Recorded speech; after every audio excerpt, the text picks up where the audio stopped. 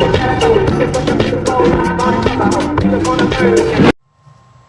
Friend, welcome to my channel. और आज हम लोग देखेंगे क्लासिफिकेशन ऑफ मैटर, मतलब द्रव के विभाजन के बारे में आज हम लोग पढ़ने वाले हैं कि द्रव के विभाजन किस टाइप से किया जाता है, उसके बारे में हम लोग बताएंगे और एक एक टॉपिक को हम लोग डिस्कस करेंगे। ठीक है, तो द्रव मैटर को सामान्यतः दो भागों में बांटा गया है। एक तो मिश्रण, आखिर देखेंगे मिश्रण क्या होता है, और दूसरा शुद्ध पदार्थ। ठीक है, फिर शुद्ध पदार्थ को अगेन अगर डिवाइड करेंगे तो तत्व, एलिमेंट और यौगिक कंपाउंड में डिवाइडेड मिलेगा। ठीक है, तत्वों को अगर डिवाइडेड करेंगे धातु, अधातु और उपधातु मिलेगा। ठीक है, तत्वों को अगर हम डिवाइडेड करेंगे या विभाजन करेंगे तो हमको धातु, अधातु, उपधातु मिलेगा। यौगिक को करने पर कार्बनिक यौगिक और अकार्बनिक यौगिक मिलेगा।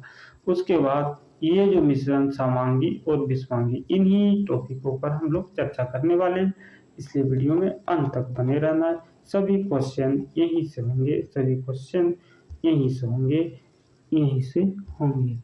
ठीक है, तो सबसे पहले हम लोग देखेंगे शुद्ध पदार्थ के बारे में। आखिर शुद्ध पदार्थ क्या होता है उसके बारे में हम लोग बताने वाले।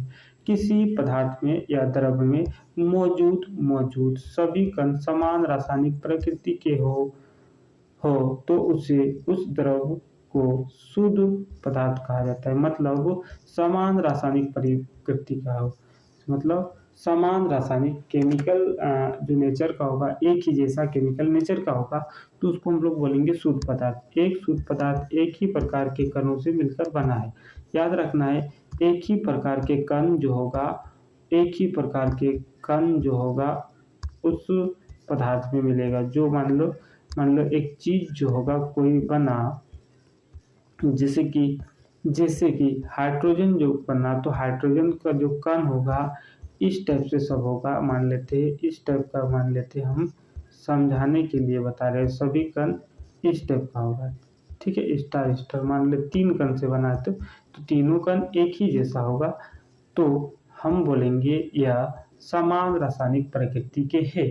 मतलब हाइड्रोजन के कण शुद्ध कण होंगे या शुद्ध पदार्थ होगा। ठीक है, एक ही जैसा कण है इसलिए शुद्ध पदार्थ। शुद्ध पदार्थ को उनके रासायनिक संगठन के आधार पर तत्वों या यौगिकों में वर्गीकृत किया गया है। शुद्ध पदार्थ को हम तत्वों और यौगिकों में विभाजन कर सकते हैं। आखिर तत्व क्या होता है उसके बारे में देखेंगे। तत्व पदार्थ का मूल रूप है जिसे रासायनिक अभिक्रिया द्वारा अन्य पदार्थों में विभाजित नहीं किया जा सकता है। मतलब तत्व एक ऐसा चीज है जिसे और नहीं तोड़ा जा सकता है और उसे विभाजन नहीं किया जा सकता है, मतलब इसको तोड़ा नहीं जा सकता है। ठीक है, मतलब जैसे कि लोहा को में Fe को और तोड़ा नहीं जा सकता है, विभाजित नहीं किया जा सकता है।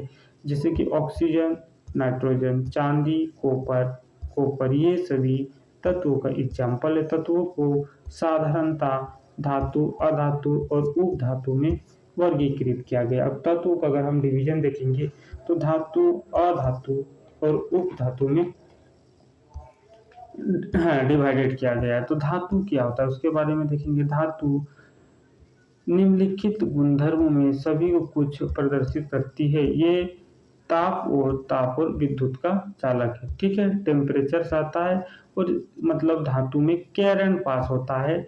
याद रखना है कैरेंट पास होगा, कैरेंट पास होता है धातु में, कैरेंट पास होता है उसको बोलेंगे। मान लो तो कोई पदार्थ उसमें कैरेंट पास हो रहा है, कैरेंट पास हो रहा है तो उसको बोलेंगे वह धातु है। चमकीला होता है, चमकीला होता है धातु, चमकीला होता है। ये तन्य मतलब डक्टाइल अर्थात तार के रूप में खींचे जाने की योग्य है। जैसे कि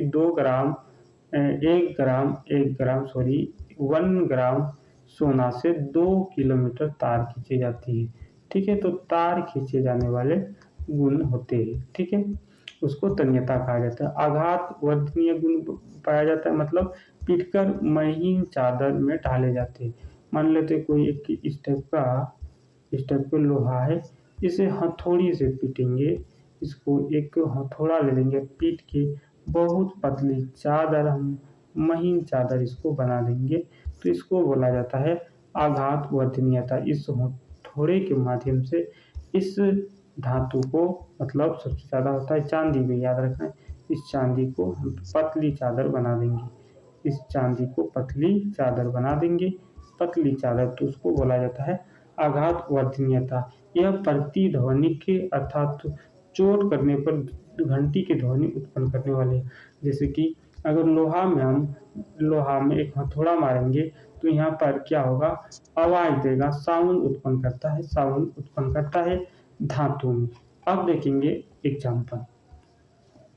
धातु का एग्जाम्पल सोना, चांदी, लोहा, तांबा, पोटेशियम धातु।